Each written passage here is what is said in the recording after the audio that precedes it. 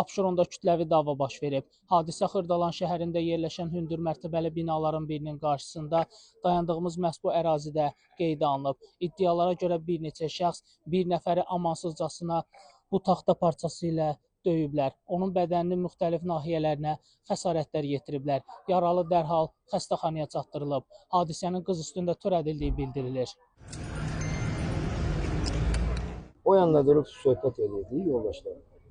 Gördük o yandan səsli küylü qova gətirdilər. O yandan girdilər, bu yandan çıxdılar. Zopa ilə vurdular. Sonra da bıçağı soxdular. Axşam saatlarında Abşeron rayonunda moped sürücüləri olan kuryerlər arasında insident olması ilə bağlı polisə məlumat daxil olub. İlkin məlumata görə insidentdə tərəflərdən biri 22 yaşlı şəxs müxtəlif dərəcəli xəsarət alıb. Ərazi polis orqanında araşdırma aparılır. Əməli törədən şəxs yaxud şəxslərin müəyyən olunması istiqamətində tədbirlər görülür.